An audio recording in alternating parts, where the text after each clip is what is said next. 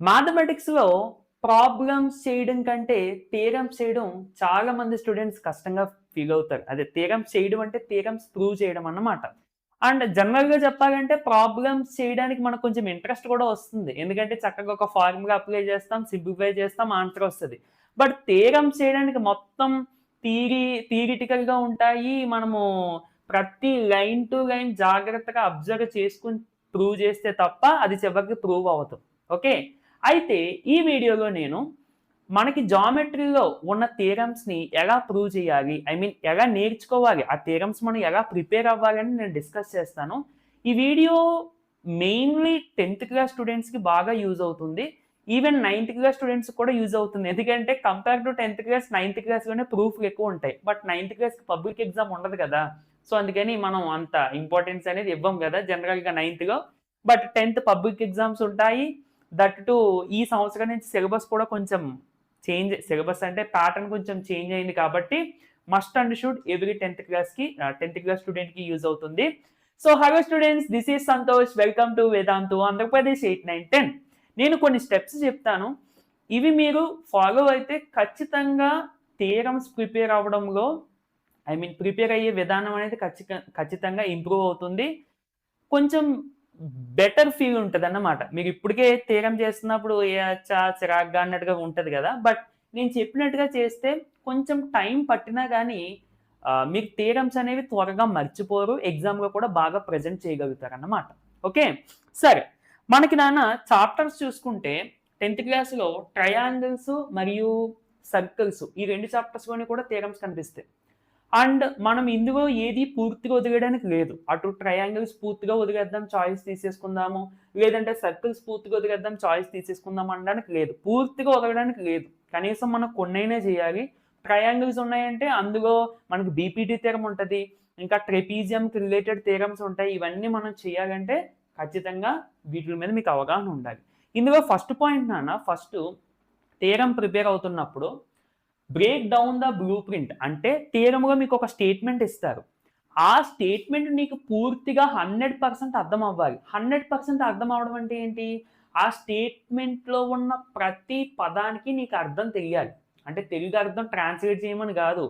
అక్కడ ఇచ్చింది నువ్వు అర్థం చేసుకోగలగాలి. ఏమిచ్చారు? ఏ ట్రయాంగిల్ ఇచ్చారు? మీడియన్ ఇచ్చారు. ఇలా ప్రూవ్ చేయమన్నారు. అలా ప్రూవ్ చేయమన్నారు. అంటే నీకు ఒక క్లారిటీ ఉండాలి. అర్థమవుతుందా? స్టేట్మెంట్‌లో ఇచ్చిన ఇన్ఫర్మేషన్ ఏంటి? నిన్ను ఏం ప్రూవ్ చేయమంటున్నారు అనేది క్లారిటీ ఉండాలి.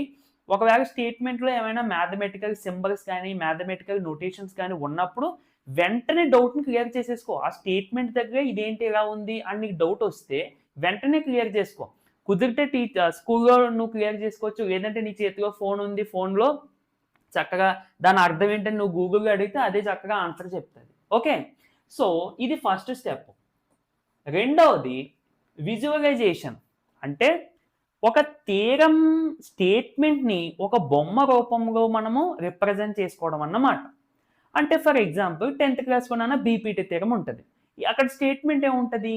If a line drawn parallel to the one side of the triangle intersecting the other 2 sides then the line divides other 2 sides in the same ratio అని ఉంటది. ఇలాగంటే స్టేట్మెంట్ దానికంటే మనం డయాగ్రమాటికల్‌గా చూసుకున్నాం అనుకోండి. ఒక ట్రయాంగిల్‌లో ఒక సైడ్‌కి పారలెల్‌గా ఒక లైన్ డ్రా చేస్తే, ఆ లైన్ కూడా మిగిలిన 2 సైడ్స్‌ని ఇంటర్సెక్ట్ చేసే విధంగా డ్రా చేస్తే పారలెల్‌గా సో, ఈ లైను ఈ సైడ్స్‌ని సేమ్ రేషియోగా డివైడ్ చేస్తది అని మనం చూపించాలి. అంటే మనం చెప్పుకున్న స్టేట్మెంట్‌కి మనము ఇక్కడ డ్రా చేసుకున్న డయాగ్రామ్‌కి చాలా తేడా ఉంది. స్టేట్మెంట్ కంటే త్వరగా మనకి డయాగ్రామ్ అర్థమవుతది. అందుకని స్టేట్మెంట్‌నే ఓన్లీ బై హార్ట్ చేసేసి ఆహ్, వెళ్ళిపోకుండా దాని నుంచి డయాగ్రామ్‌ని కూడా అర్థం చేసుకోండి. డయాగ్రామ్‌ని కూడా డ్రా చేసుకోండి. అప్పుడు మీకు స్టేట్మెంట్ మీద కూడా క్లారిటీ వస్తది. మరి సార్ అన్నింటికి స్టేట్మెంట్స్ ఉండవు కదా! అంటే ఉండవు.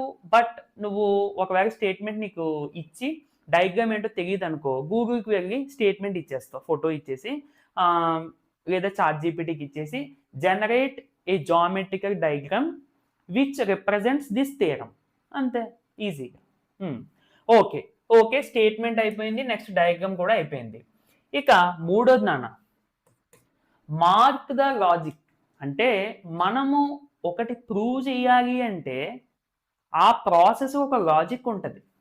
ఫర్ ఎగ్జాంపుల్ బీపీటీ థియరమే తీసుకుంటా. అంటే ఇదే ఎందుకు చెప్తున్నానంటే ఇదే కొంచెం ఎక్కువ మంది తెలుసు కాబట్టి. ఇక్కడ మనం ఏం చేస్తామంటే నాన్న ఎక్స్‌ట్రాగా కన్‌స్ట్రక్షన్స్ చేసుకుంటాం. ఇలా కన్‌స్ట్రక్షన్స్ చేసుకొని అప్పుడు మనం ఏరియాస్ కట్టి దాని ద్వారాగా మనకు కావాల్సిన ప్రూఫ్ తెప్పిస్తాం.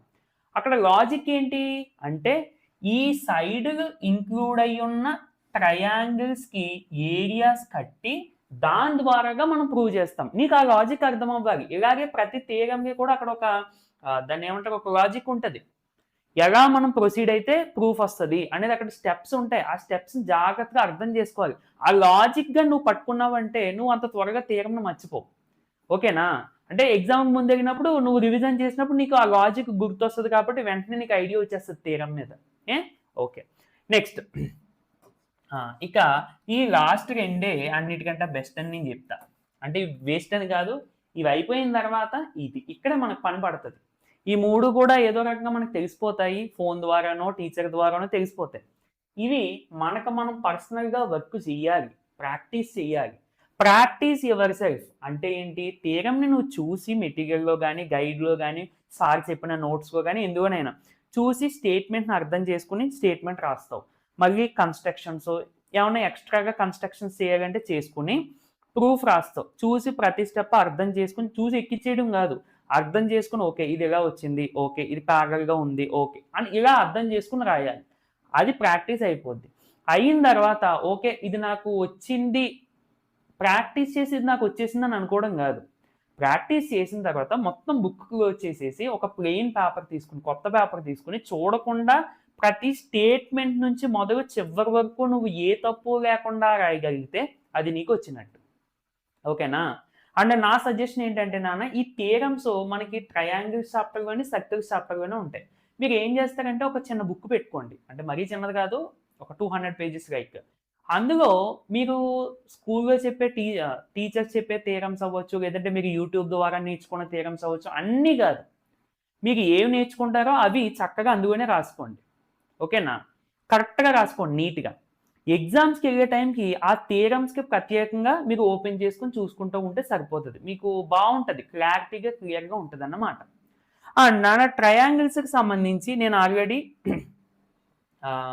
సెషన్ చేశాను. ఇదిగోండి 2 సెషన్స్ చేశాను. 2 అవర్స్ ఈచ్. ఇందులో కాన్సెప్ట్ అన్నీ చెప్పా triangles. AP 10th class triangles. Concepts తర్వాత సిమిలారిటీ క్రైటీరియాస్ చెప్పాను. ఇందులోనే బీపీటీ థియరమ్ ఒకటే చెప్పాను.